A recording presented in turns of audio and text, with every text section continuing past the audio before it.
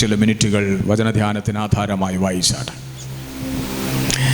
യെശയ്യാ പ്രവാചകന്റെ പുസ്തകം 9-ാം അധ്യായം 6-ാമത്തെ വാക്യം. നമുക്ക് ഒരു ശിശു ജനിച്ചിരിക്കുന്നു, നമുക്ക് ഒരു മകൻ നൽകപ്പെട്ടിരിക്കുന്നു. ആധിപത്യം അവൻ്റെ തോളിലിരിക്കും. അവന് അത്ഭുതമന്ത്രി, വീരനാം ദൈവം, നിത്യപിതാവ്, സമാധാന പ്രഭു എന്ന് പേർ വിളിക്കപ്പെടും. നമുക്ക് ഒരു ശിശു ജനിച്ചിരിക്കുന്നു, നമുക്കൊരു മകൻ നൽകപ്പെട്ടിരിക്കുന്നു. ആധിപത്യം അവൻ്റെ തോളിൽ ഇരിക്കും. ചേർന്ന് പറഞ്ഞേ, ആധിപത്യം അവൻ്റെ തോളിലിരിക്കും. അവൻ അത്ഭുതമന്ത്രി, വീരനാം ദൈവം, നിത്യപിതാവ്, സമാധാന പ്രഭു എന്ന് പേർ വിളിക്കപ്പെടും എന്ന് യേശു ക്രിസ്തു ജനിക്കുന്നതിനും നൂറ്റാണ്ടുകൾക്ക് മുൻപ് യെശയ്യാ പ്രവാചകൻ എന്ന് പറയുന്ന ദൈവത്തിൻ്റെ ഭൃത്യൻ യേശുവിനെ കുറിച്ച് പ്രവചിച്ചതാണ്. എന്നാൽ കർത്താവായ യേശു ഈ ഭൂമിയിൽ ജനിച്ചു, തൻ്റെ ദൗത്യം പൂർത്തീകരിച്ച് ക്രൂശിൽ മരിച്ചു. 3-ാം നാൾ അവൻ ഉയർത്തെഴുന്നേറ്റു, സ്വർഗാരോഹണം ചെയ്ത് പിതാവിൻ്റെ അടുക്കലേക്ക് താൻ ചെന്നു. ആ യേശുവിനെ കുറിച്ച് ദൈവത്തിൻ്റെ വചനം പറയുന്നു, ആധിപത്യം അവൻ്റെ തോളിൽ ഇരിക്കും. ചേർന്ന് പറഞ്ഞാട്ടെ, ആധിപത്യം യേശുവിൻ്റെ കയ്യിലാണ്. അധികാരം യേശുവിൻ്റെ കയ്യിലാണ്. ചേർന്ന് പറഞ്ഞേ, നിങ്ങൾ എന്നോട് കൂടെ ചേർന്നൊന്ന് പറഞ്ഞേ, ആധിപത്യം യേശുവിൻ്റെ കയ്യിലാണ്, അധികാരം യേശുവിൻ്റെ കയ്യിലാണ്. ആണോ? ചേർന്ന് പറഞ്ഞേ, ആരുടെ കയ്യിലാണ്? അധികാരം യേശുവിൻ്റെ കയ്യിലാണ്. തൻ്റെ ജനത്തെ എങ്ങനെ നടത്തണമെന്നുള്ള അധികാരം യേശുവിൻ്റെ കയ്യിലുണ്ട്. സകലത്തെയും പരിപാലിക്കുവാനും സകലത്തെയും നടത്തുവാനുമുള്ള അധികാരം സൃഷ്ടിച്ച യേശുവിൻ്റെ കയ്യിലുണ്ട്. ആ കർത്താവ് തീരുമാനിക്കും എവിടെന്ത് നടക്കണമെന്ന്. ആ കർത്താവ് തീരുമാനിക്കും ദൈവമക്കളുടെ ജീവിതത്തിൽ എന്ത് സംഭവിക്കണമെന്നോ. യേശു കർത്താവ് തീരുമാനിക്കും തന്നെ ആരാധിക്കുന്ന തൻ്റെ ജനത്തിൽ എന്ത് സംഭവിക്കണമെന്ന്. പോരാ, ചേർന്ന് ദൈവത്തിന് സ്തോത്രത്തിൽ ഇത്രയും വലിയൊരു കാര്യം പറയുമ്പോൾ അവന് നന്നായി ഒന്ന് മഹത്വം കൊടുത്ത് പ്രസംഗകനെ സന്തോഷിപ്പിക്കുവാനോ പ്രസംഗകം പറയുന്നതിനോ അല്ല കൈയടിക്കുന്നത്. വലിയവനായ ദൈവത്തെ ആരാധിക്കുവാൻ കരങ്ങൾ അടിച്ച് ദൈവത്തെ ആധിപത്യം യേശുവിന്റെ കരത്തിലാണ്. അതിനർത്ഥം എന്താന്ന് പറയാം, അതിന്റെ അർത്ഥം പറയാം. ആധിപത്യം ആരുടെ കൈകളിലാണ്? യേശുവിൻ്റെ. ഈ മത്തായിയുടെ സുവിശേഷം ആ വാക്യം എടുക്കണമെന്നില്ല, 28-ാം അധ്യായത്തിൻ്റെ ഒടുവിൽ കർത്താവ് പറയുന്നുണ്ട്, സ്വർഗത്തിലും ഭൂമിയിലും സകല അധികാരവും എനിക്ക് നൽകപ്പെട്ടിരിക്കുന്നു. സ്വർഗത്തിലും അധികാരം, ഭൂമിയിലും അധികാരം. ചേർന്ന് പറഞ്ഞേ, സ്വർഗത്തിലും അധികാരം. ഇതിങ്ങനെ തുടർന്നാൽ ഒരു ഡെലിവറൻസ് മീറ്റിംഗ് ആവും. സ്തോത്രം. വചനം ഏറ്റെടുക്കുന്നവരുടെ ഉള്ളിൽ, അവരുടെ ജീവിതത്തിൽ വലിയ വിടുതലുകളെ തരാൻ കഴിയുന്ന വചനമാണ്. ഞാൻ ഇന്ന് കർത്താവായ യേശുവിനെ കുറിച്ചും കൂടെ പറയുന്നത്, എവിടെ എന്ത് നടക്കണമെന്ന് തീരുമാനിക്കുന്നത് യേശുവാണെങ്കിൽ അവനാണ് സർവശക്തൻ. ആ കർത്താവാണ് സർവശക്തനായവൻ. കാര്യം, ദൈവത്തിനല്ലാതെ സർവശക്തൻ എന്നുള്ളൊരു പേര് വേറെ ആർക്കും കൊടുക്കാൻ കഴിയില്ല. ഏതെങ്കിലും ഒരു കാര്യത്തെ ചെയ്യാൻ കഴിയാതെ ഇരിക്കുന്ന ഒരാളല്ല സർവശക്തൻ. സകലതും താൻ ഇച്ഛിക്കുന്നത് പ്രവർത്തിക്കുവാൻ കഴിയുന്ന സർവശക്തനായിരിക്കുന്ന ഒരു കർത്താവ്, ഞാനും നിങ്ങളും ആരാധിക്കുന്ന യേശു എന്ന ഏക രക്ഷകനാകയാൽ ഞാൻ കർത്താവിന് സ്തോത്രം ചെയ്യുകയാണ്. സർവശക്തനായ ദൈവം. യേശുവിന് ഈ ദൈവം എന്ന് അല്ലെങ്കിൽ സർവശക്തൻ എന്ന് കൊടുത്തിരിക്കുന്ന യേശുവിനെ കുറിച്ചിട്ടുള്ള കാര്യം പഴയ നിയമത്തിൽ യഹോവയായ ദൈവത്തിന് കൊടുത്തിരിക്കുന്ന ഒരു പേരാണ്. ഉൽപ്പത്തി പുസ്തകം 17-ാം അധ്യായത്തിൻ്റെ 1-2 വാക്യങ്ങൾ വേഗത്തിലൊന്ന് വായിച്ചിട്ട് നമ്മുടെ ചിന്തകളിലേക്ക് മടങ്ങി വരാം. ശ്രദ്ധിച്ചാട്ടെ പ്രാർത്ഥനയോടെ. ഉൽപ്പത്തി പുസ്തകം 17-ാം അധ്യായം 1-2 വാക്യങ്ങൾ. അബ്രഹാമിന് 99 വയസ്സായപ്പോൾ യഹോവ അബ്രഹാമിന് പ്രത്യക്ഷനായി അവനോട്, ഞാൻ സർവശക്തിയുള്ള ദൈവമാകുന്നു.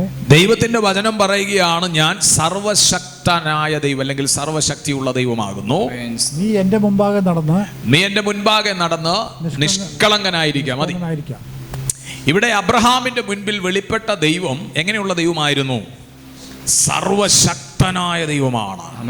ഉച്ചാർന്ന് കർത്താവിന് സ്തോത്രം ചെയ്തെന്ന് പറഞ്ഞാട്ടെ. അവൻ സർവശക്തനായ ദൈവമാണ്. അവൻ എന്തെങ്കിലും ഒരു കാര്യം ഇച്ഛിച്ചാൽ, അവൻ എന്തെങ്കിലും ഒരു കാര്യം ചെയ്യണമെന്ന് പ്ലാൻ ചെയ്താൽ ആരുടെയും സഹായം ആവശ്യമില്ല. അതിനെ ആർക്കും തടയാനും കഴിയത്തില്ല. അവൻ എന്ത് പ്ലാൻ ചെയ്യുന്നുവോ അതങ്ങനെ തന്നെ ചെയ്തെടുക്കാൻ കഴിയുന്ന ഒരു സർവശക്തനായിരിക്കുന്ന ഒരു ദൈവമാണ് അബ്രഹാമിന്റെ ദൈവം. ഒരു ദൈവമാണ് ഇസ്ഹാക്കിന്റെ ദൈവം. ഒരു ദൈവമാണ് യാക്കോബിന്റെ ദൈവം. ആകയാൽ ഇന്നു പകൽ ഞാനും നിങ്ങളും ആരാധിക്കുന്ന ദൈവം ഈ സർവശക്തനായ ദൈവത്തെ ആകയാൽ ഈ ദൈവം വേഷത്തിൽ മനുഷ്യനായി സമയത്തിന്റെ തികവിൽ ഈ ഭൂമിയിലേക്ക് ഇറങ്ങി വന്ന് നമ്മെ പോലെ ഒരുവനായി അവൻ ക്രൂശിൽ മരിച്ച് മരണത്തെ ജയിച്ച് 3-ാം നാൾ ഉയർത്തെഴുന്നേറ്റ് സ്വർഗാരോഹണം ചെയ്തു പോയ സ്വർഗത്തിലെ കർത്താവ് തന്റെ സഭയെ ചേർക്കാൻ വീണ്ടും വരുമെന്ന് വാഗ്ദത്തം ചെയ്ത സകല പ്രവർത്തികളെയും തടയാൻ ആർക്കും സാധ്യമായില്ല. അവനാണ് സർവശക്തൻ. താൻ എന്തിച്ഛിക്കുന്നുവോ അത് പ്രവർത്തിക്കുവാൻ കഴിവുള്ളവൻ. താൻ എന്ത് പ്രവർത്തിക്കുവാൻ ആഗ്രഹിക്കുന്നതുവോ അതിനെ ആർക്കും തടയാൻ കഴിയാത്ത വിധം അതിനെ പ്രവർത്തിക്കുന്നവൻ. അവനാണ് സർവശക്തനായിരിക്കുന്ന ദൈവം. അബ്രഹാമിന്റെ മുൻപിൽ വെളിപ്പെട്ട ഈ ദൈവം, സ്തോത്രം, വേഷത്തിൽ മനുഷ്യനായി ഭൂമിയിൽ ഒരു ദിവസം പിറന്നു. ഞാൻ കർത്താവിന് സ്തോത്രം ചെയ്യുന്നു. ഈ പിറന്നതായിരിക്കുന്ന ഈ കർത്താവിനെ കുറിച്ച് പിറക്കുന്നതിന് മുൻപേ യെശയ്യാ പ്രവാചകൻ എന്ന് പറയുന്ന ദൈവത്തിന്റെ പ്രവാചകൻ ദീർഘവീക്ഷണത്തിൽ പറഞ്ഞു, ആധിപത്യം ജനിക്കാൻ പോകുന്ന യേശു ക്രിസ്തുവിൽ ഉണ്ടായിരിക്കും, അവന്റെ തോളിലിരിക്കും. സ്തോത്രം. ആധിപത്യം യേശുവിന്റെ കരങ്ങളിലാണ്. നമുക്കറിയാവുന്ന ഒരു ഭാഗമാണ് യോഹന്നാന്റെ സുവിശേഷം 1-ാം അധ്യായത്തിന്റെ 1-ാമത്തെ വാക്യം കൂടെ വായിച്ച് ചില കാര്യങ്ങൾ ഒരുമിച്ച് ചിന്തിക്കാൻ കർത്താവിൽ ഞാൻ ആഗ്രഹിക്കുകയാണ്. യെസ്. ആദിയിൽ വചനമുണ്ടായിരുന്നു, വചനം ദൈവത്തോടു കൂടെ ആയിരുന്നു. ആദിയിൽ വചനമുണ്ടായിരുന്നു, വചനം ദൈവത്തോടു കൂടെ ആയിരുന്നു. വചനം ദൈവത്തോട് കൂടെയായിരുന്നു. വചനം ദൈവമായിരുന്നു.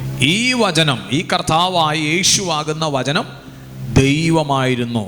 ഇവിടൊക്കെ നോക്കിയാൽ പഴയ നിയമ യഹോവയായ ദൈവത്തെ യേശു തന്നോട് താരതമ്യം ചെയ്യുന്നതായിട്ട് നമുക്ക് കാണാം.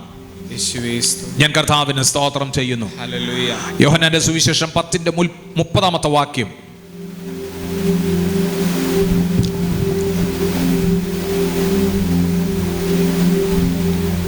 ആമേൻ. 10-ാം അധ്യായം 30-ാമത്തെ വാക്യം.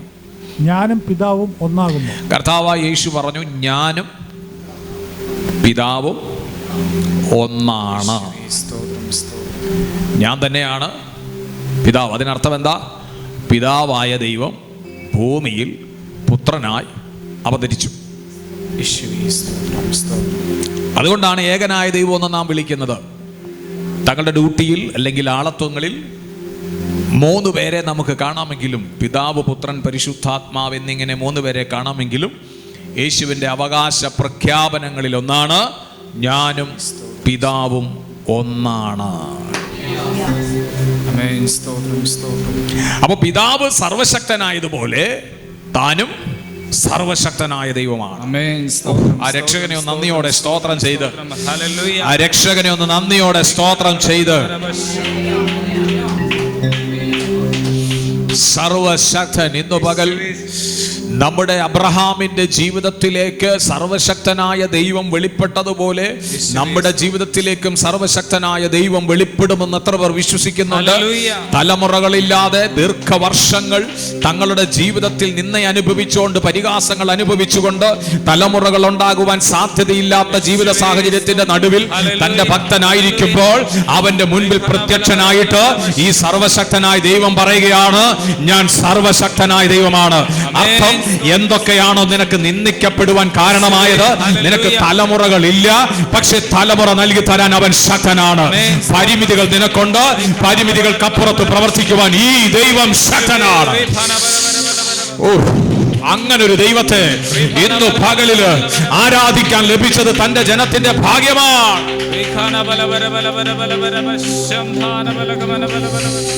പിതാവ് എങ്ങനെ ഇരിക്കുന്നു, ഈ പിതാവ് ഇരിക്കുന്നത് പോലെ തന്നെയാണ് പുത്രനുമായിരിക്കുന്നത്. താനും യേശുവും പിതാവും ഒന്നാണ്. താനും പിതാവും ഒന്നാണ്. ഹല്ലേലൂയ. സർവശക്തനായ ദൈവം, പിതാവ് എത്രത്തോളം സർവശക്തനാണോ അത്രത്തോളം സർവശക്തൻ തന്നെയാണ് ഈ കർത്താവായ യേശു. അതിന് പരിമിതികളില്ല, ഫുൾ സ്റ്റോപ്പ് ഇടാൻ കഴിയത്തില്ല. സർവശക്തൻ എന്ന് പറഞ്ഞാൽ പരിമിതികളില്ലാത്ത ദൈവം. സ്തോത്രം. ഒരു പരിമിതിയും അവനില്ല. നിങ്ങളുടെ പ്രശ്നങ്ങളെ പരിഹരിക്കുവാൻ അവന് പരിമിതികളില്ല. നിങ്ങളെ നടത്തുവാൻ അവന് പരിമിതികളില്ല. നിങ്ങളെ സ്വർഗത്തിലെ ദൈവത്തിൽ വീണ്ടെടുക്കുവാൻ അവനിപ്പോൾ പരിമിതികളില്ല. നിങ്ങളുടെ കണ്ണുനീരിനെ തുടയ്ക്കുവാൻ ആരുടെയും സഹായം ആവശ്യമില്ല. നിങ്ങളെ ഉള്ളതുപോലെ അറിയുന്ന പരിമിതികളില്ലാത്ത ദൈവം സർവശക്തനായ ദൈവമാണ്. ഹല്ലേലൂയ. ഞാൻ കർത്താവിന് സ്തോത്രം ചെയ്യുന്നു. ആ കർത്താവിന് നന്ദിയോടെ ഇന്ന് പകൽക്കാലം ഒന്ന് സ്തുതിച്ചാട്ടെ. യെസ്. 17:1 നമ്മൾ വായിച്ചതാണ്. എബ്രായ ലേഖനം 1-ാം അധ്യായം 3-ാമത്തെ വാക്യം, കൊലോസ്യ ലേഖനം 1-ാം അധ്യായം 17-ാമത്തെ വാക്യം. രണ്ട് വാക്യങ്ങളും കൂടെ വായിക്കും. എബ്രായർ 1:3. അവൻ അവന്റെ തേജസ്സിന്റെ പ്രഭയും സത്വത്തിന്റെ മുദ്രയും സകലത്തെയും തന്റെ ശക്തിയുള്ള വചനത്താൽ വഹിക്കുന്നവനും ആകൊണ്ട് പാപങ്ങൾക്ക് പരിഹാരം ഉണ്ടാക്കിയ ശേഷം ഉണ്ടാക്കിയതിനു ശേഷം, ഉണ്ടാക്കി കഴിഞ്ഞു. ചേർന്ന് പറഞ്ഞേ, അതിനുവേണ്ടി നമ്മളൊന്നും ഉണ്ടാക്കാൻ പോകണ്ട.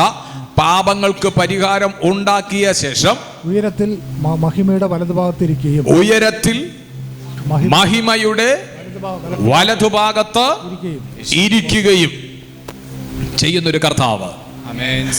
പാപത്തിന് പരിഹാരം ഉണ്ടാകാൻ പോകുന്നതല്ല, പാപത്തിന് പരിഹാരം വരുത്തി കഴിഞ്ഞിരിക്കുകയാണ്.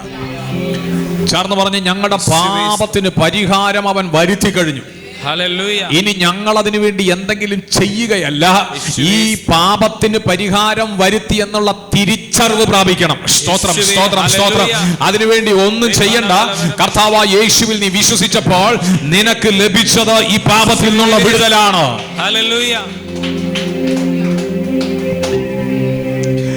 ഒരു വാക്യം കൂടെ വായിച്ച് ചില കാര്യങ്ങൾ ചിന്തിക്കണം. കൊലോസ്യ ലേഖനം 1:17. പാപപരിഹാരം പ്രാപിച്ചവൻ എന്ത് ചെയ്യണമെന്നും കൂടെ ഉണ്ട്. അതിലേക്കും കൂടെ വന്നിട്ട് ചില കാര്യങ്ങൾ ചിന്തിക്കണം. സർവ്വത്തിനു മുമ്പേ ഉള്ളവൻ. യേശു ക്രിസ്തുവിനെ കുറിച്ച് ദൈവത്തിന്റെ വചനം പറയുന്നു, അവൻ സർവ്വത്തിനു മുൻപേ ഉള്ളവൻ. അവൻ സകലത്തിനും ആധാരമായിരിക്കുന്നു. സകലത്തിനും ആധാരമായിരിക്കും. സർവ്വത്തിനും മുൻപേ, സകലത്തിനും മുൻപേ ഉള്ള യേശു കർത്താവ്. സകലത്തിനു മുൻപേ. അപ്പം ഈ 2000 ചില്ലാനം വർഷങ്ങൾക്ക് മുൻപേ അവനുണ്ടായിരുന്നു. മറിയയുടെ ഉദരത്തിൽ പിറക്കുന്നതിന് മുൻപേ ഈ കർത്താവ് ഉണ്ടായിരുന്നു. അവൻ ആദിയിൽ ദൈവത്തോടൊപ്പം ഉണ്ടായിരുന്നു. അവൻ ആദിയിൽ ദൈവത്തോടൊപ്പം ഉണ്ടായിരുന്നു. അവൻ ദൈവമായിരുന്നു.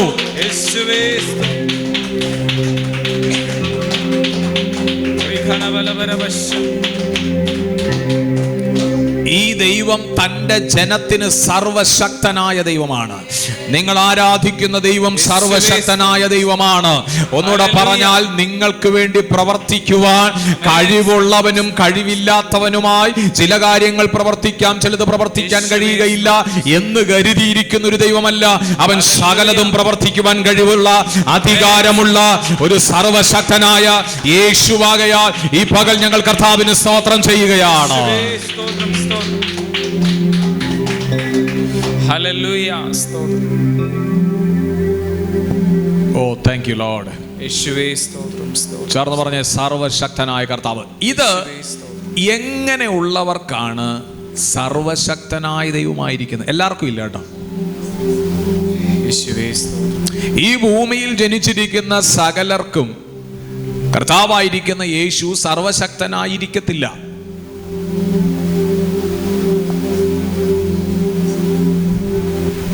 അപ്പോൾ നിങ്ങൾക്ക് ഒരു കൺഫ്യൂഷൻ കാണും. അപ്പോൾ എങ്ങനെയുള്ള ആളുകൾക്കാണ്? ഒരു വാക്യം നമുക്ക് വായിക്കണം. 2 കൊരിന്ത്യർക്ക് എഴുതിയ ലേഖനം 6-ാം അധ്യായം 17-18 വാക്യങ്ങൾ. 2 കൊരിന്ത്യർക്ക് എഴുതിയ ലേഖനം. അതുകൊണ്ട് അവരുടെ നടുവിൽ നിന്ന് പുറപ്പെട്ട് വേർപെട്ടിരിപ്പീൻ എന്ന് കർത്താവ് അരുളിച്ചെയ്തു. അതുകൊണ്ട് അവരുടെ നടുവിൽ നിന്ന് പുറപ്പെട്ട് വേർപെട്ടിരിപ്പീൻ എന്ന് കർത്താവ് അരുളിച്ചെയ്യുന്നു. കർത്താവ് അരുളി ചെയ്യുന്നു. അശുദ്ധമായതൊന്നും തുടരുത്. ശ്രദ്ധിക്കണമേ, വേർപെട്ടിരിക്കുന്നവർക്ക് അവൻ സർവശക്തനായ ദൈവമാണ്. എല്ലാവർക്കുമല്ല, വേർപെട്ടിരിക്കുന്നവർ. എന്താണ് വേർപാട്?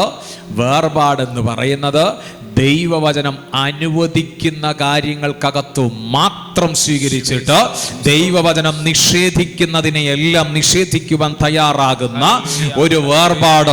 ഈ ലോകത്തിന്റെ സകല കാര്യങ്ങളിൽ നിന്നുള്ള വേർപാട്, പിശാചിന്റെ സ്വാധീനതയിൽ നിന്നുള്ള വേർപാട്, പാപത്തിന്റെ കണികകളിൽ നിന്നുള്ള വേർപാട്, ഇങ്ങനെ തങ്ങളെ തന്നെ സൂക്ഷിച്ചുകൊണ്ട് കർത്താവായ യേശുവിന് വേണ്ടി നിർമ്മല കന്യകയായി വിവാഹം നിശ്ചയം ചെയ്യപ്പെട്ട ഒരു ദൈവസഭ യാകുന്ന കർത്താവായ യേശുവിന്റെ മണവാട്ടിയാകുന്ന ദൈവസഭയ്ക്ക് അവൻ സർവശക്തനായ ദൈവമാണ്.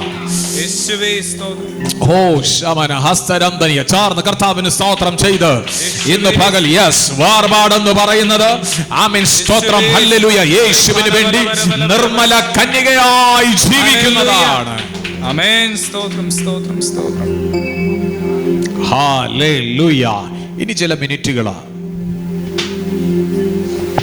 യേശുവിലുള്ള സർവശക്തിയെ കുറിച്ചൊന്ന് ചിന്തിക്കാൻ പോവുകയാണ്. കർത്താവിനെ ചേർന്നൊന്ന് മഹത്വപ്പെടുത്തിയാടെ. നോക്കാം നമുക്ക്. കർത്താവായ യേശു സർവശക്തനായ ദൈവമാണെന്ന് ഞാൻ പറഞ്ഞു. അതിൽ എവിടൊക്കെയാണ് കർത്താവ് സർവശക്തനായിരിക്കുന്നത്, എങ്ങനെയൊക്കെയാണെന്ന് നമ്മളൊന്ന് ചിന്തിക്കാൻ പോവുകയാണ്. ചേർന്ന് ദൈവത്തെ സ്തുതിച്ചാട്ടെ. ഒന്നാമത് നമുക്കൊരു വാക്യം വായിക്കണം. ലൂക്കോസിന്റെ സുവിശേഷം 1-ാം അധ്യായം 35-ാമത്തെ വാക്യം. യേശുവിലുള്ള സർവശക്തനായിരിക്കുന്ന കർത്താവിന്റെ പ്രത്യേകത ശ്രദ്ധിച്ചാട്ടെ. ഇതിന് ദൂതൻ പരിശുദ്ധാത്മാവ് നിന്റെ മേൽ വരും. പരിശുദ്ധാത്മാവ് നിന്റെ മേൽ വരും. അത്യുന്നതന്റെ ശക്തി നിന്റെ മേൽ നിഴലിടും. അത്യുന്നതന്റെ ശക്തി നിന്റെ മേൽ നിഴലിടും. ആകയാൽ ഉത്ഭവിക്കുന്ന വിശുദ്ധ പ്രജ ദൈവപുത്രൻ എന്ന് വിളിക്കപ്പെടും. ചാർന്ന് ദൈവത്തിന്റെ കരങ്ങൾ ഉയർത്തി സ്തുതിച്ചാട്ടെ. യേശു ക്രിസ്തുവിന്റെ ജനനത്തിങ്കൽ തന്നെ അവൻ സർവശക്തനാണ്. കാര്യം സാധാരണ നിലകളിലുള്ള ഒരു സ്ത്രീയും പുരുഷനും കൂടിയുള്ള അവരുടെ ദാമ്പത്യ ജീവിതത്തിനകത്തുണ്ടായിരിക്കുന്ന ആമേൻ ഒരു കുഞ്ഞല്ല കർത്താവായ യേശു ക്രിസ്തു. അവൻ പരിശുദ്ധാത്മാവിനാൽ മറിയുടെ അകത്ത് ജനിച്ചവനാകയാൽ ദൈവത്തിന്റെ ആത്മാവിൽ അവൻ സർവശക്തനായ ദൈവമാണ്. ഒന്നുകൂടെ പറഞ്ഞാൽ അവന്റെ ജനനം തന്നെ സർവശക്തനായ ദൈവമായിട്ടാണ്. ഇതുപോലെ ഒരു ഉലകത്തിൽ ഒന്നും കാണുകയില്ല. അവൻ ജനനത്തിങ്കല് സർവശക്തനായ ദൈവമാണ്. അവൻ ജനിച്ചത് തന്നെ സർവശക്തനായിട്ടാണ്. ഓ ശമന ഹസ്തരംധനിയ. വിശ്വസിക്കുന്ന ദൈവജനം ചേർന്നവന് മഹത്വം കരേറ്റി ഇന്ന് പകലൊന്ന് കർത്താവിന് സ്തോത്രം ചെയ്ത് എത്ര പേർക്ക് പറയാൻ പറ്റുന്നുണ്ട്, ഞാൻ ആരാധിക്കുന്ന, ഞാൻ സേവിക്കുന്ന, ഞാൻ മഹത്വപ്പെടുത്തുന്ന യേശു ക്രിസ്തു ജനനത്തിങ്കൽ തന്നെ അവൻ സർവശക്തനായ ദൈവമാണ്. കാര്യം അവൻ ജനിച്ചത് പരിശുദ്ധാത്മാവിനാലാണ്. അവന്റെ ജനനം ഒരു അസാധാരണമായ ജനനമാണ്. നിങ്ങളുടെ പ്രശ്നങ്ങൾക്കകത്ത് നിൽക്കുന്ന ആ കാര്യങ്ങൾക്കകത്തൊരു ഡെലിവറൻസ് ഇന്ന് പകലിൽ ഉണ്ടാകട്ടെ. കാര്യം ദൈവം സർവശക്തനാണ്. സകലത്തിനു മതിയായ ഒരു ദൈവമാണ്.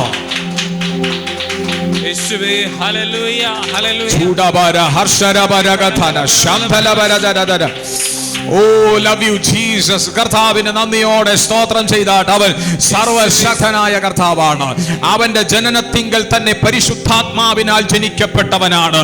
അർത്ഥം ദൈവത്തിന്റെ ആത്മാവ് മറിയുടെ ഉദരത്തിലേക്ക് വന്നപ്പോൾ അവിടെ ഒരു കുഞ്ഞ് ജനിക്കുവാനിടയായി.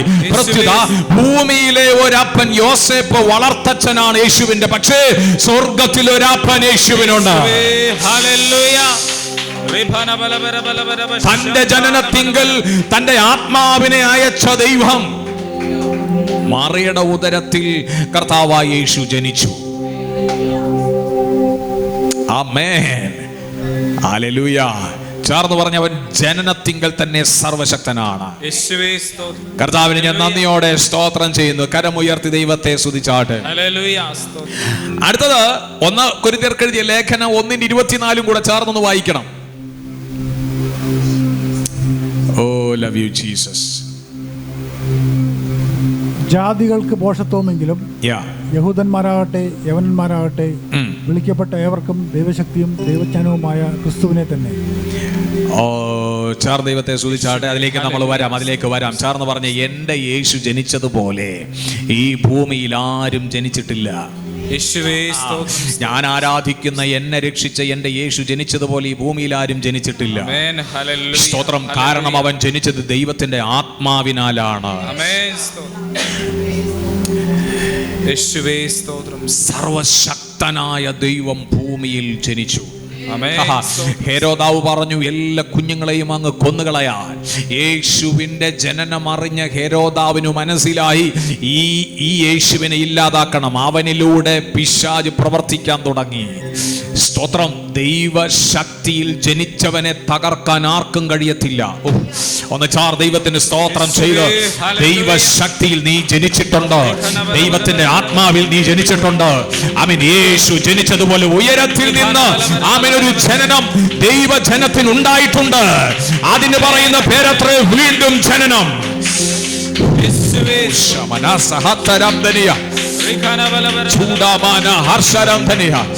ദൈവശക്തിയിൽ ജനിക്കപ്പെട്ടവൻ അവന്റെ ദൗത്യത്തെ തകർക്കുവാൻ ആർക്കും കഴിയത്തില്ല. അവന്റെ മേലൊരു വിളിയുണ്ട്, അവനൊരു ശുശ്രൂഷയുണ്ട്, അവനെ കുറിച്ചൊരു പദ്ധതിയുണ്ട്. ദൈവത്തിന്റെ ആത്മാവിൽ ജനിച്ചവൻ. ദൈവശക്തി അറിയണമെന്ന്. യേശുവിലുള്ള സർവശക്തി ഇന്ന് പകലൊന്ന് അറിയണം. യേശു ജനിച്ചതുപോലെ ഉയരത്തിൽ ഒരു ജനനം നിനക്കുണ്ടായിട്ടുണ്ട്.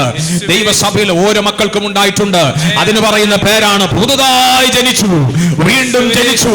അത് ആത്മാവിൽ ജനിച്ചു. ഓ, അത് വെള്ളത്താൽ ജനിച്ചു. അല്ലയോ നിക്കോദെമോസേ, നിനക്ക് മനസ്സിലായില്ല.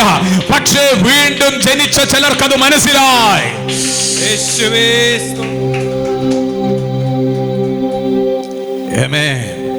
സ്തോത്രം. അപ്പൊ യേശു സർവശക്തനായിരിക്കുന്ന ദൈവമായി ഭൂമിയിൽ ജനിച്ചപ്പോൾ അവനെ തകർക്കാനായിട്ട് ഇല്ലാതാക്കി കളയാൻ ശത്രു എഴുന്നേറ്റതുപോലെ വീണ്ടും ജനിച്ച ചിലരെ ഇല്ലാതാക്കാൻ ശത്രു എഴുന്നേൽക്കും. പക്ഷേ അത്തരം പിശാചിന്റെ തടസ്സങ്ങൾ കണ്ടൊന്നും വിഷമിക്കരുത്. നിന്നെ കുറിച്ചൊരു ദൈവത്തിന് പദ്ധതി ഉണ്ടെങ്കിൽ ആ പദ്ധതി നിവർത്തീകരിച്ചെടുക്കാതെ സ്വർഗത്തിലെ ദൈവം നിന്നെ വിടത്തില്ല. ഈ യേശുവിലുള്ള പദ്ധതി യേശു നിവർത്തീകരിച്ചെടുത്തതുപോലെ നിന്നെ കുറിച്ചിട്ടുള്ള വാഗ്ദത്തങ്ങൾ, ദൈവ മക്കളെ കുറിച്ചിട്ടുള്ള വാഗ്ദത്തങ്ങൾ ദൈവം അത് നിവർത്തീകരിച്ചെടുക്കും. അതിനെ തടയാൻ ദുഷ്ടന് കഴിയുകയില്ല. ഉദരത്തിൽ നിന്ന് സാധാരണ ആളുകൾ ജനിക്കുന്നത് പോലെ നാം ജനിച്ചുവെങ്കിലും സ്വർഗത്തിൽ നിന്നൊരു ജനനവും കൂടെ നമുക്ക് ലഭിച്ചിട്ടുണ്ട്. അതിന് പറയുന്ന പേരാണ് വീണ്ടും ജനനം. സ്തോത്രം. യേശു കർത്താവ് യോഹന്നാന്റെ സുവിശേഷം 3-ാം അധ്യായം എടുത്ത് വായിക്കണമെന്നില്ല. അവിടെ നിക്കോദെമോസ് എന്ന് പറയുന്ന മനുഷ്യനോട് കർത്താവ് പറയുന്ന ഒരു കാര്യമുണ്ട്. നീ വീണ്ടും ജനിച്ചില്ല എങ്കിൽ ദൈവരാജ്യം കാണാൻ കഴിയത്തില്ല. നീ പുതുതായി ജനിച്ചില്ലെങ്കിൽ ദൈവരാജ്യത്തിൽ പ്രവേശിക്കാനും കഴിയത്തില്ല. അതെങ്ങനെയാണ് ജനിക്കുന്നതെന്ന് യേശു ക്രിസ്തു പറഞ്ഞു കൊടുക്കുകയാണ്. അത് ആത്മാവിലും സത്യത്തിലുമുള്ള ജനനമാണ്. ആത്മാവിലും വെള്ളത്താലുമുള്ള ജനനമാണ്. ദൈവത്തിന് സ്തോത്രം. ഹല്ലേലൂയ. അങ്ങനാണെങ്കിൽ ആമേൻ, നമ്മളൊക്കെ അങ്ങനെ ഒരു രണ്ടാമതൊരു ജനനവും കൂടെ നമുക്കുണ്ടായിട്ടുണ്ട്. അതൊരു ഭാഗ്യമാണ്. ഇത് എല്ലാവർക്കും ഉള്ളതല്ല. യേശു ക്രിസ്തുവിനെ രക്ഷിതാവും കർത്താവുമായി സ്വീകരിക്കുന്ന ഏതൊരു മനുഷ്യനും ഇങ്ങനൊരു രണ്ടാം ജനനമുണ്ട്. ഈ ജനനം ഭൂമിയിൽ മരിച്ചിട്ട് വീണ്ടും ജനിക്കുന്നത് പോലെയല്ല. ദൈവവുമായിട്ട് ഒരു ബന്ധവും ഇല്ലാതിരുന്ന തന്റെ ജനത്തെ ദൈവവുമായിട്ടൊരു ബന്ധത്തിലേക്ക് കൊണ്ടുവരുവാൻ, ആത്മീക മരണത്തിൽ നിന്ന് അവരെ വിടുവിച്ചെടുക്കുവാൻ, വീണ്ടും അവരിൽ ഒരു ജനനം ഉണ്ടാകുവാൻ, ദൈവവചനത്തിന്റെ ആഴങ്ങൾ അവരെ ഗ്രഹിപ്പിച്ചിട്ട്, പാപമോചനത്തിൻ്റെതായിരിക്കുന്ന മർമ്മങ്ങളെ ഗ്രഹിപ്പിച്ചിട്ട്, കർത്താവായ യേശു ഏകരക്ഷകൻ എന്നുള്ള മർമ്മത്തെ ഗ്രഹിപ്പിച്ചിട്ട്, യേശുവിൽ വിശ്വസിക്കുന്ന മാത്രയിൽ അവൻ വീണ്ടും ജനിക്കുന്നു. സ്വർഗരാജ്യത്തിൽ ദൈവഭവനത്തിലെ അംഗമായി മാറുകയാണ്. ജനനം തന്നെ സർവശക്തിയുള്ളതാണ്. ആമേൻ. സർവശക്തനായിരിക്കുന്നവൻ. അപ്പൊ ഇതിനകത്തിരിക്കുന്ന ഓരോ മക്കളും രണ്ടാമതും ജനിച്ചതാണ്. എങ്ങനെയാണത് രണ്ടാമത് ജനിച്ചത്? വീണ്ടും ജനിച്ചു. ഞാൻ ദൈവത്തിന് സ്തോത്രം ചെയ്യുന്നു. ഇനി അടുത്ത നമ്മൾ വായിച്ചു വാക്യത്തിലേക്ക് വരികയാണ്. പ്രാർത്ഥനയോടെ ശ്രദ്ധിച്ചാട്ടെ. 1 കൊരിന്ത്യർക്ക് എഴുതിയ ലേഖനം 1-ാം അധ്യായം 24-ാമത്തെ വാക്യം. ജാതികൾക്ക് ഭോഷത്വമെങ്കിലും ജാതികൾക്ക് ഭോഷത്വം എങ്കിലും യഹൂദന്മാരാകട്ടെ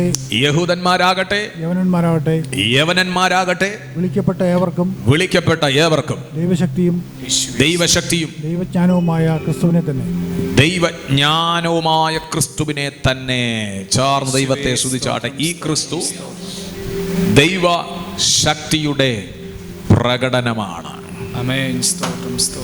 ദൈവശക്തിയെ കാണണമെങ്കിൽ ഈ ക്രിസ്തുവിലേക്ക് നോക്കിയാൽ മതി. നിങ്ങൾക്ക് ദൈവശക്തിയെ പ്രദർശനമായിട്ട് നിങ്ങൾക്ക് കാണണമെങ്കിൽ ഈ ക്രിസ്തുവിലേക്ക് നോക്കിയാൽ മതി. ഹല്ലേലൂയ. ഒന്നുകൂടെ നമുക്കത് വായിക്കാം. ജാതികൾക്ക് ഭോഷത്വമെങ്കിലും യഹൂദന്മാരാകട്ടെ യവനന്മാരാകട്ടെ വിളിക്കപ്പെട്ട ഏവർക്കും ദൈവശക്തിയും ദൈവജ്ഞാനവുമായ ക്രിസ്തുവിനെ തന്നെ ചാർന്ന് പറഞ്ഞാട്ടെ. എനിക്ക് ക്രിസ്തു സർവശക്തനായ ദൈവമാണ്. എനിക്ക് ക്രിസ്തു ദൈവശക്തിയുടെ പ്രകടനമാണ്. ചിലർക്കത് ഭോഷത്വം ആയിരിക്കാം, സ്തോത്രം. യേശു എന്ന് പറയുമ്പോൾ പലർക്കും അതൊരു ഭോഷത്വമായിട്ട് തോന്നാം. ചിലര് പറയും, നീ എന്തിനീ യേശുവിനെ വിളിക്കുന്നു? അത് ക്രിസ്ത്യാനികളുടെ ദൈവമല്ലേ? പ്രത്യുത അത് മതത്തിന്റെ ദൈവമല്ലേ?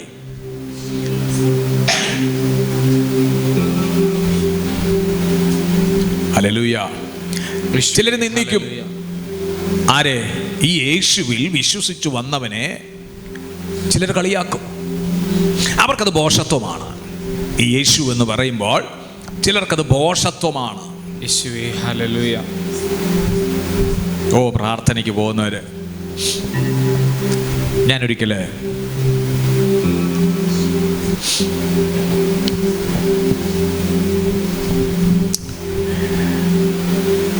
ഒരു സഹോദരി എൻ്റെ അടുക്കല് ഞങ്ങളിങ്ങനെ സംസാരിച്ചുകൊണ്ടിരുന്നപ്പോൾ, എൻ്റെ അടുക്കൽ വന്ന് ഞങ്ങളിങ്ങനെ സംസാരിച്ചുകൊണ്ടിരുന്നപ്പോൾ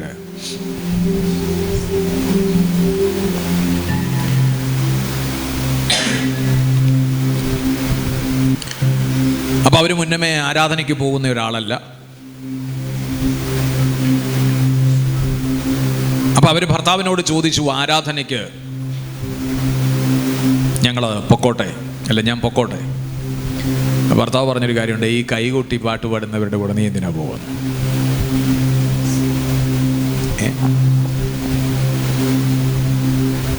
കൈകൊട്ടി പാടുന്നവരുടെ കൂട്ടത്തിലേക്ക് എന്തിനാ പോകുന്നത്? അവർ പറയുക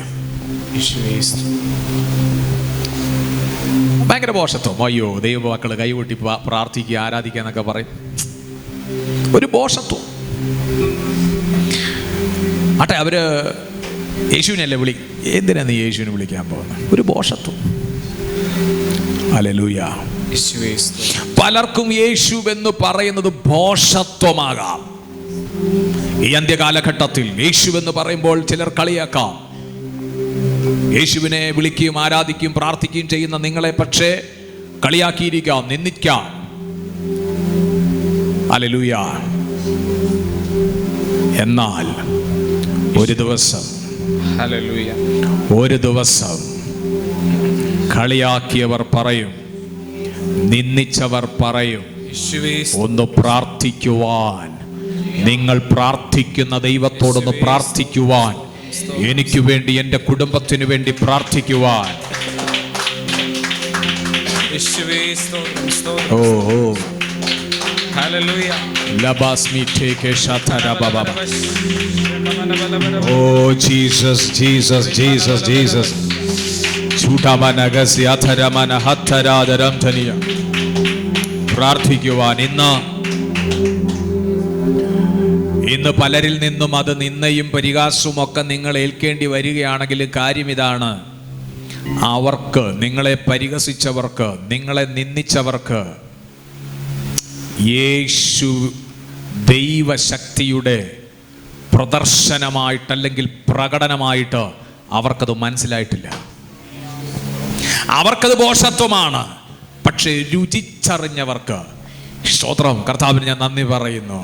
അതുപോലെ പാട്ടുകാരൻ പാടിയതുപോലെ, രുചിച്ചു നോക്കി ഞാൻ കർത്തൻ കൃപകളെ. എങ്ങനെയാണ്?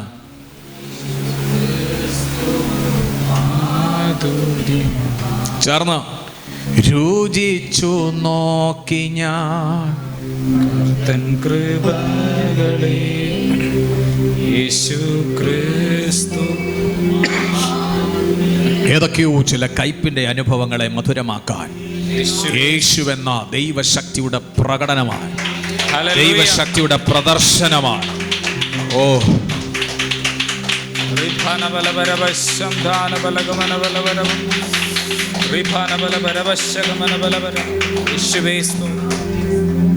സ്വർഗത്തിലെ ദൈവം ഇന്ന് പകൽ നമ്മുടെ കൂടെയുണ്ട്. വിശ്വസിക്കുന്ന എത്ര പേരുണ്ട്? എനിക്കറിയാം. ഇതിനകത്തിന്ന് കൈകാലുകൾക്ക് ബലക്ഷയമുള്ള ചിലതിനെ പരിശുദ്ധാത്മാവ് തൊടുക. കൈകാലുകൾക്ക് ബലക്ഷയമുള്ള ചിലതിനെ ദൈവം തൊടുക. ഓ ചാർ ദൈവത്തിന് സ്തോത്രം ചെയ്ത്. യെസ്,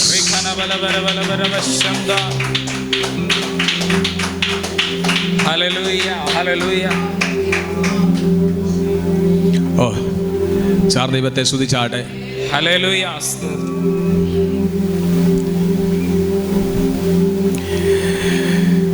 യേശു ദൈവശക്തിയുടെ പ്രകടനമാണ്, പ്രദർശനമാണ്. ചേർന്ന് പറഞ്ഞ, യേശു ദൈവശക്തിയുടെ പ്രദർശനമാണ്. ദൈവശക്തിയുടെ പ്രദർശനമാണ്.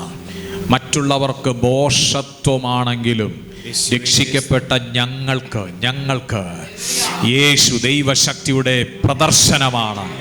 ദൈവശക്തിയുടെ പ്രദർശനമാണ്. ചാർന്ന് ദൈവത്തിന് സ്തോത്രം ചെയ്ത്, അവനെ ഞങ്ങൾ കാണുന്നത് ദൈവശക്തിയുടെ പ്രദർശനമായിട്ടാണ്. ദൈവശക്തിയെ കാണണമെങ്കിൽ യേശുവിനെ നോക്കിയാൽ മതി. യേശുവിൽ അതുണ്ട്, ദൈവശക്തി ഉണ്ട്. അതുകൊണ്ടല്ലേ പാപത്തിൽ നിന്ന് രക്ഷ പ്രാപിച്ചിട്ട് ഇന്ന് ദൈവത്തെ ആരാധിക്കുവാൻ തന്റെ ജനം ഇവിടെ ഇരിക്കുന്നത്. അതുകൊണ്ടല്ലേ പിശാചിന്റെ ശാപത്തിൽ നിന്ന്, സകല ശാപത്തിന്റെ അനുഭവങ്ങളിൽ നിന്ന് വിടുവിക്കപ്പെട്ട് ദൈവത്തെ ആരാധിക്കുവാൻ ഇവിടെ ഇരിക്കുന്നത്. അതുകൊണ്ടല്ലേ പിശാച് തകർക്കുമെന്ന് പറഞ്ഞ ജീവിതത്തിനകത്തുനിന്ന് തകർന്നു പോകാതെ ദൈവം രക്ഷിച്ച് ദൈവത്തെ മഹത്വപ്പെടുത്തുവാൻ നമ്മൾ ഇവിടെ ഇരിക്കുന്നത്.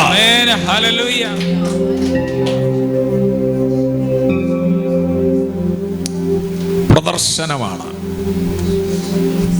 ഹല്ലേലൂയ, പ്രദർശനമാണ്. ചാർന്ന കർത്താവിനെ സ്തുതിച്ചാട്ടെ. അടുത്തൊരു വാക്യത്തിൽ അടുത്തൊരു കാര്യം കൂടെ പറയാനുണ്ട്, ശ്രദ്ധിച്ചാട്ടെ. കർത്താവായ യേശു, അടുത്തത് യേശുവിൻ്റെ സ്നാനത്തിങ്കലാണ്. അപ്പൊ ജനനം. രണ്ടാമത് കർത്താവായ യേശുവിനെ കാണുമ്പോൾ യേശു തന്നെ എന്താണ്? ദൈവശക്തിയുടെ പ്രദർശനമാണ്. ദൈവശക്തി കാണണമെങ്കിൽ യേശുവിലേക്ക് നോക്കിയാൽ മതി. ഹല്ലേലൂയ. അടുത്ത സ്നാനത്തിങ്കൽ നമുക്കത് വായിക്കാം. മർക്കോസിന്റെ സുവിശേഷം 1-ാം അധ്യായം 7-8 വാക്യങ്ങൾ. എന്നിലും ബലമേറിയവൻ എൻ്റെ പിന്നാലെ വരുന്നു. ശ്രദ്ധിക്കണം, ഇവിടെ വായിച്ചോ. അവൻ്റെ ചെരുപ്പിൻ്റെ വാറ് കുനിഞ്ഞഴിപ്പാൻ ഞാൻ യോഗ്യനല്ല. ജനനത്തിങ്കൽ ദൈവശക്തിയാൽ ജനിച്ചവൻ, തന്റെ സ്നാനത്തിങ്കൽ ദൈവശക്തിയാൽ സ്നാനപ്പെട്ടവൻ. യേശുവേ ഹല്ലേലൂയ. യോഹന്നാൻ സ്നാപകൻ കർത്താവായ യേശുവിനെ കുറിച്ച് പറയുന്ന ഭാഗമാണ് വായിച്ചത് ഒന്നുകൂടെ അത് വായിക്കണം. യെസ്, വേഗത്തിൽ വേഗത്തിൽ. എന്നിലും ബലമേറിയവൻ എൻ്റെ പിന്നാലെ വരുന്നു. എന്നിലും ബലം ഏറിയവൻ. യോഹന്നാൻ പറയുകയാണ് എന്നിലും ശക്തനായവൻ. അതാണ് അതിന്റെ അർത്ഥം. പ്രവാചകനേക്കാൾ ശക്തനായവൻ. യോഹന്നാൻ പ്രവാചകനേക്കാൾ ശക്തനായവൻ. യോഹന്നാൻ പറയുകയാണ് എന്നിലും ബലമേറിയവൻ എന്റെ പിന്നാലെ വരുന്നുണ്ട്. സ്തോത്രം, സ്തോത്രം. ഇത് ദൈവവചനത്തിന്റെ സാക്ഷ്യമാണ്. ഞാൻ ആരാധിക്കുന്ന, ഞാൻ വിശ്വസിക്കുന്ന ദൈവസഭ ആരാധിക്കുന്ന യേശു സർവശക്തനായിരിക്കുന്ന, അവൻ ശക്തനായിരിക്കുന്ന ദൈവമാണെന്ന് ഉറപ്പുള്ളവർ ഇന്ന് പകൽ ദൈവത്തെ സ്തുതിച്ച്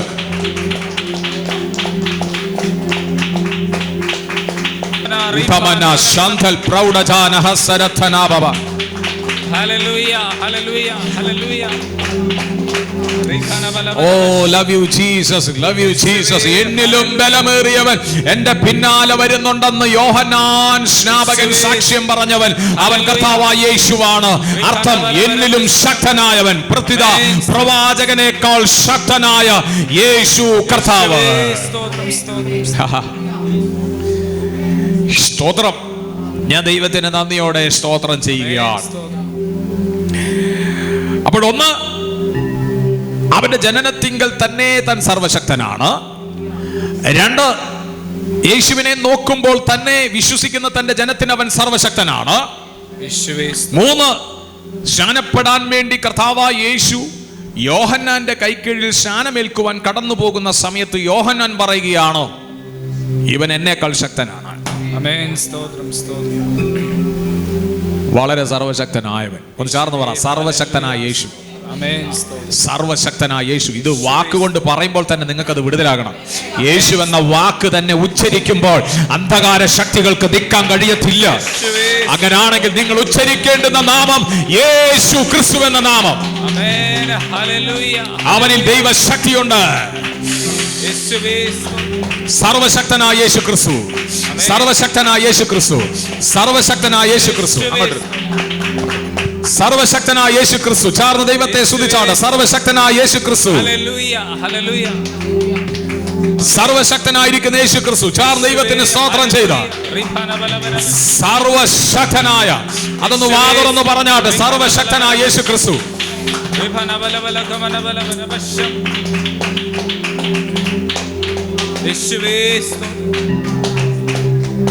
സർവശക്തനായിരിക്കുന്ന യേശു ക്രിസ്തു ഉണ്ട്. ഞാൻ ആരാധിക്കുന്നവൻ സർവശക്തനായ യേശു ക്രിസ്തുവാണ്. അവൻ ശക്തനായ യേശു ക്രിസ്തുവാണ്. ഹല്ലേലൂയ. ഇന്ന് പകൽ നിങ്ങൾ ഈ വെളിപ്പാട് പ്രാപിച്ച് വീട്ടിലേക്ക് മടങ്ങണം. ഈ വെളിപ്പാട് പ്രാപിച്ച് വീട്ടിലേക്ക് മടങ്ങണം. എവിടൊക്കെയോ നിങ്ങളുടെ ലൈഫിനകത്ത് അവൻ സർവശക്തനായ യേശു ക്രിസ്തുവായി അവൻ വെളിപ്പെടാൻ പോകുകയാണ്. അവൻ പ്രവർത്തിക്കാൻ പോകുകയാണ്. യെസ്,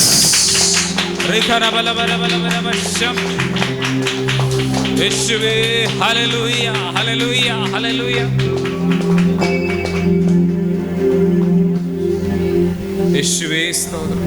ഒന്ന് ചേർന്ന് പറഞ്ഞേ, എന്റെ യേശു സർവശക്തനായ യേശു ക്രിസ്തുവാണ്.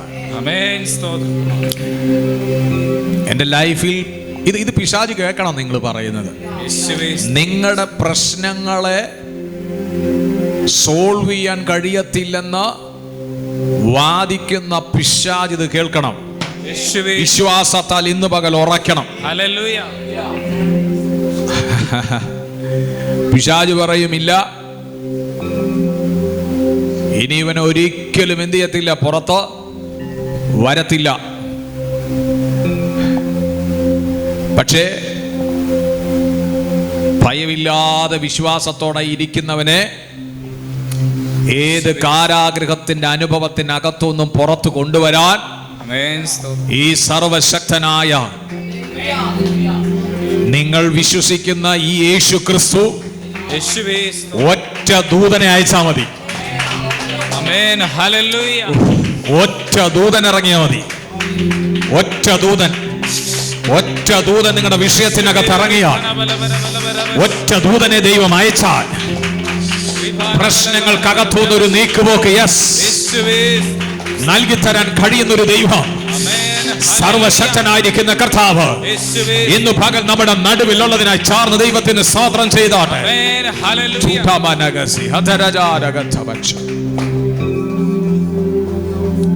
കഴിഞ്ഞ വെള്ളിയാഴ്ച ഞങ്ങൾ ചിന്തിച്ചതാണ്, ഒറ്റ ദൂതൻ മതി പത്രോസിനെ പുറത്തു കൊണ്ടുവരാൻ.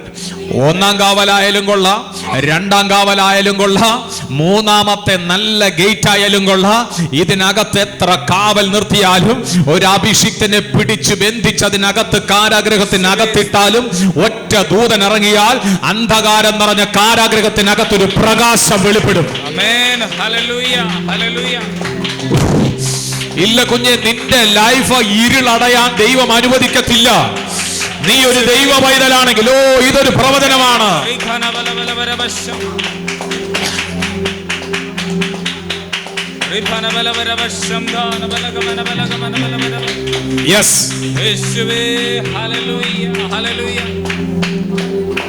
എന്റെ ജീവിതം ഇങ്ങനെ ഇരുളടഞ്ഞു കിടക്കുന്നല്ലോ, ഞാനിങ്ങനെ നശിച്ചു പോകുന്നല്ലോ, എനിക്കൊരു വഴിയുമില്ലല്ലോ, കർത്താവേ ഞാൻ എന്ത് ചെയ്യും എന്നൊക്കെ ചിന്തിച്ചിരിക്കുക. കാരാഗ്രഹം സുഖമുള്ള കാര്യമൊന്നുമല്ല. ദൈവത്തെ ആരാധിക്കാഞ്ഞിട്ടും കടന്നതല്ല പത്രോസ് കാരാഗ്രഹത്തിനകത്ത്.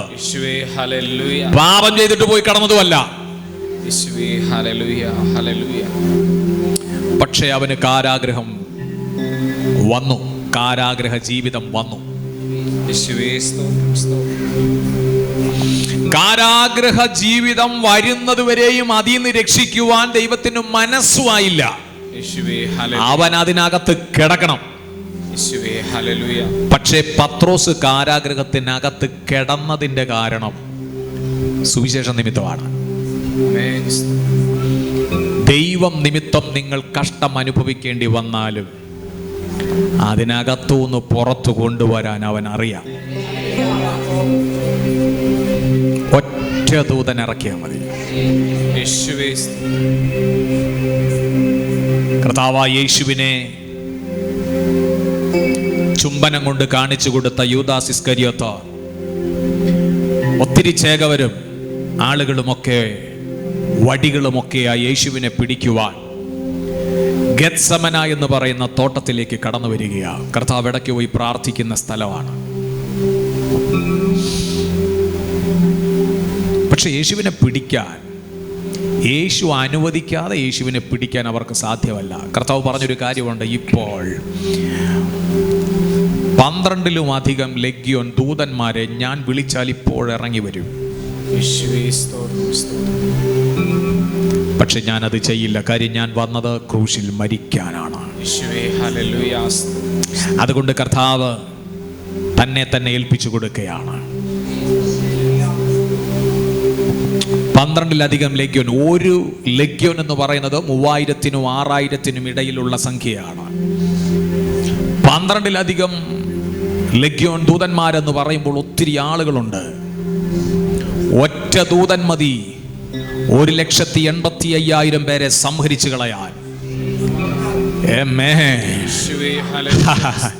12-ലധികം ലെഗ്യോൻ ദൂതന്മാരിറങ്ങിയാൽ തനിക്ക് വിരോധമായി നിൽക്കുന്ന സാമ്രാജ്യത്തെ തന്നെ ഇല്ലാതാക്കി കളയുവാൻ സാധ്യമാണ്. പക്ഷേ ഭൂമിയിൽ മരിക്കുവാനായിട്ട് ഭൂമിയിൽ അവതരിച്ച ദൈവം താൻ തന്നെ തന്നെ ഏൽപ്പിച്ചു കൊടുക്കുകയാണ്.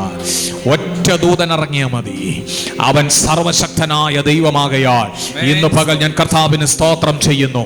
മാനുഷിക അധികാരങ്ങളോ മാനുഷിക പ്രദർശനമായിരിക്കുന്ന കാര്യങ്ങളോ അല്ല അവന്റെ മുൻപിലുള്ളത്. അദൃശ്യമായിരിക്കുന്ന മണ്ഡലത്തിൽ അദൃശ്യമായിരിക്കുന്ന ദൂതന്മാർ, അദൃശ്യമായിരിക്കുന്ന കാര്യങ്ങൾ ചെയ്തെടുക്കുവാൻ ആമേൻ അവനുണ്ട്.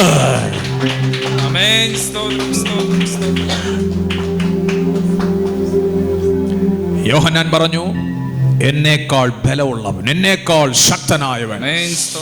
സ്തോത്രം. ഞാൻ ഇത്രയും പറഞ്ഞത് നിർത്തുക. എനിക്കിത് സ്നാനവുമായി ബന്ധപ്പെട്ട കാര്യങ്ങളും കൂടെ ഒന്ന് കംപ്ലീറ്റ് ചെയ്യാൻ സമയമില്ല. പക്ഷെ ഇതിനകത്ത് ചില പ്രവർത്തികൾ കർത്താവ് ചെയ്യാൻ പോകുകയാണ്. ഹല്ലേലൂയ. ചേർന്ന് പറഞ്ഞാട്ടെ, എന്നേക്കാൾ ബലവാൻ എന്ന് പറഞ്ഞത് കർത്താവായ യേശുവിനെയാണ് യോഹന്നാൻ സ്നാപക പറഞ്ഞു. ഇന്ന് പകൽ കർത്താവിന്റെ സാന്നിധ്യം ഇതിനകത്ത് ഇറങ്ങട്ടെ. സ്തോത്രം. ആരാധനയ്ക്ക് വന്നത് വ്യർത്ഥമല്ല. അതൊന്നും വെറുതെ ആയി തീരാൻ അവൻ അനുവദിക്കത്തില്ല. ഇന്ന് സർവശക്തൻ എന്തോ ദൈവത്തിന്റെ ആത്മാവിനോട് പറയുന്നു, ഈ വരുന്ന സൺഡേക്കകത്ത്, ഞായറാഴ്ചക്കകത്ത് ചില ദൈവപ്രവർത്തികൾക്ക് സാക്ഷ്യം വഹിക്കാൻ പോകുക. ചില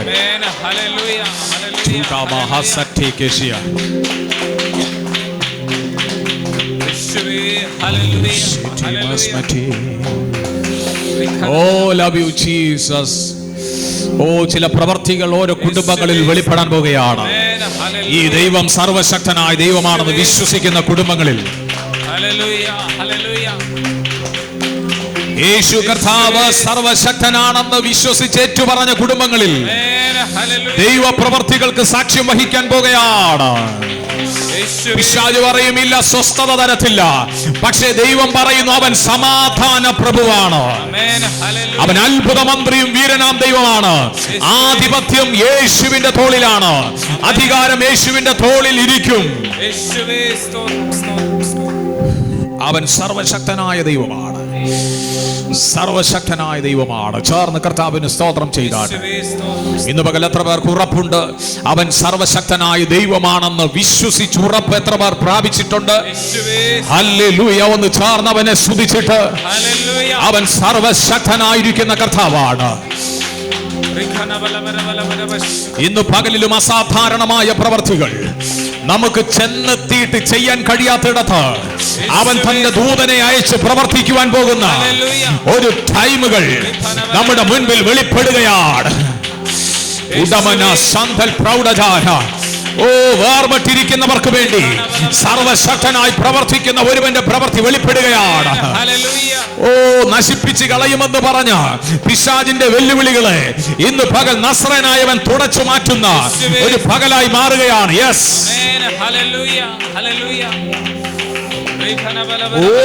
love you Jesus.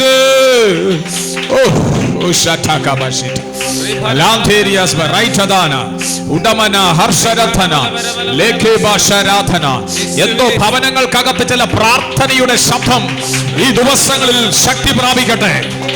നിങ്ങളുടെ ഭവനങ്ങൾക്കകത്ത് പ്രാർത്ഥനയുടെ ശബ്ദം ശക്തി പ്രാപിക്കട്ടെ.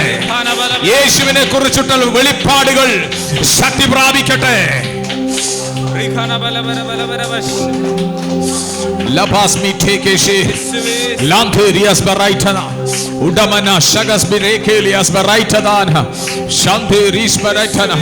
അവൻ സർവശക്തനാണ്.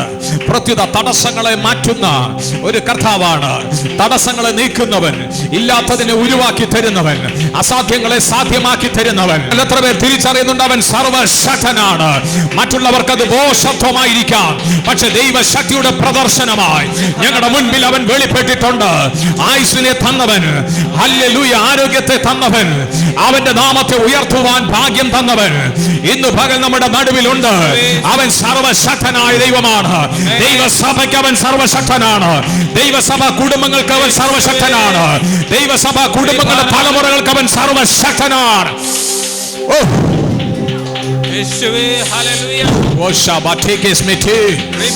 ഇന്ന് പകൽ ആ വെളിപ്പാടൊന്ന് സ്വീകരിച്ചാട്ടെ. ആ വെളിപ്പാടുകളെ സ്വീകരിച്ച് നിങ്ങളുടെ വിഷയത്തിലേക്ക്, ആ വെളിപ്പാടുകളെ സ്വീകരിച്ച് നിങ്ങളുടെ രോഗത്തിലേക്ക്, ആ വെളിപ്പാടുകളെ സ്വീകരിച്ച് നിങ്ങളുടെ പ്രശ്നത്തിലേക്ക്, ആ വെളിപ്പാടുകളെ സ്വീകരിച്ച് ഇന്ന് പകൽ അവന് മഹത്വം കൊടുത്താട്ടെ.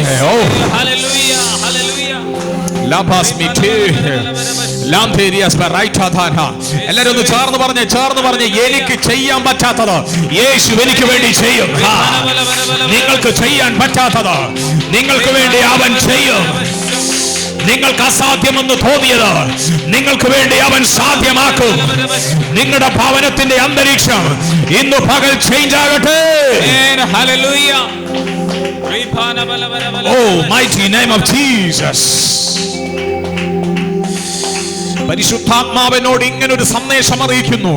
നിങ്ങളുടെ ഭവനങ്ങളെ ഒന്ന് റീസ്റ്റോർ ചെയ്യിപ്പിക്കാൻ പോകുകയാണ്. ഒരു റീസ്റ്റോർ ചെയ്യിപ്പിക്കാൻ പോകുകയാണ്. യെസ്, നഷ്ടപ്പെട്ട സമാധാനം റീസ്റ്റോർ ചെയ്യിപ്പിക്കാൻ പോകുന്നു. നഷ്ടപ്പെട്ട സന്തോഷം അവനത് റീസ്റ്റോർ ചെയ്യിപ്പിക്കാൻ പോകുന്നു. നഷ്ടപ്പെട്ട സാമ്പത്തികം റീസ്റ്റോർ ചെയ്യിപ്പിക്കാൻ പോകുന്നു. നഷ്ടമായി പോയതിനെ റീസ്റ്റോർ ചെയ്യിപ്പിക്കാൻ പോകുന്നു. യെസ്, ആമേൻ, ഹല്ലേലൂയ.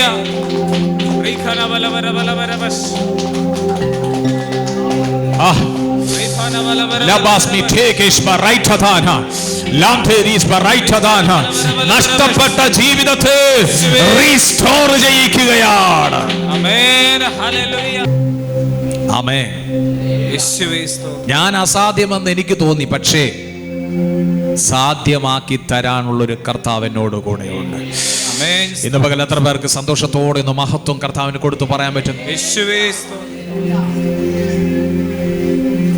എനിക്ക് അസാധ്യമെന്ന് തോന്നി, എനിക്ക് ചെയ്യാൻ പറ്റില്ലെന്ന് തോന്നി, എനിക്കിതൊന്നും നടക്കത്തില്ലെന്ന് തോന്നി, എൻ്റെ ജീവിതം ഇനി ഒരിക്കലും മുന്നോട്ട് വരത്തില്ലെന്ന് തോന്നി, പക്ഷേ നടത്താൻ കഴിവുള്ള, സാധ്യമാക്കാൻ കഴിവുള്ള, നടത്തിത്തരാൻ കഴിവുള്ള, പ്രശ്നങ്ങളെ എടുത്ത് പുഷ്പം പോലെ എടുത്ത് മാറ്റാൻ കഴിവുള്ള, സാധ്യമാക്കി തരാൻ കഴിവുള്ള ഒരു സർവശക്തനായ യേശു എൻ്റെ കൂടെ വിശ്വസിക്കുന്നവന്റെ കൂടെ അസാധ്യങ്ങളെ വഴിമാറട്ടെ, രോഗബന്ധനങ്ങൾ വഴിമാറട്ടെ, പ്രശ്നങ്ങൾ വഴിമാറട്ടെ, ശാന്തത വെളിപ്പെടട്ടെ.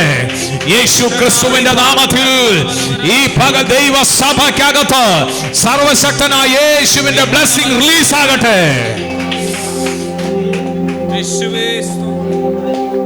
ആള് മാറിയവരെ പോലെ ഈ നാളുകൾ ചലിക്കാൻ പോവുകയാണ് ദൈവസഭ. ആള് മാറിയവരെ പോലെ, നിന്റെ അഡ്രസ് ചേഞ്ച് ആയതുപോലെ ഒരു പുതുതായ ഒരു അനുഭവത്തിലേക്ക് പരിശുദ്ധാത്മാവ് change ചെയ്യിപ്പിക്കുകയാണ്.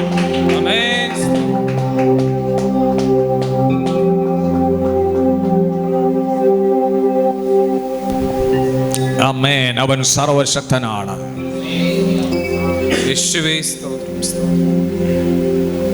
Oh, Jesus, love you.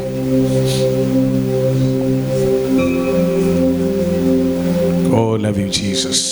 Hallelujah, hallelujah. കർത്താവിനെ കരമുയർത്തി ഒന്ന് സ്തുതിച്ചേ. Hallelujah. ഞാൻ പ്രാർത്ഥിച്ച ആശീർവാദം പറയാൻ പോകുകയാണ്. നമ്മുടെ യേശുവിനെ കുറിച്ച് ദൈവത്തിന്റെ വചനം പറയുന്നു, അവൻ സർവശക്തനായ ദൈവമാണ്. ആമേൻ. സ്തോത്രം. എന്തെങ്കിലും ഒരു കാര്യത്തിന് ചെയ്തിട്ട് അയ്യോ എനിക്ക് ചിലത് ചെയ്യാൻ പറ്റില്ലല്ലോ എന്ന് പറയുന്ന ഒരു കർത്താവിനെ അല്ല നിങ്ങൾ സേവിക്കുന്നത്. അവൻ സർവശക്തനാണ്. ആമേൻ. സ്തോത്രം.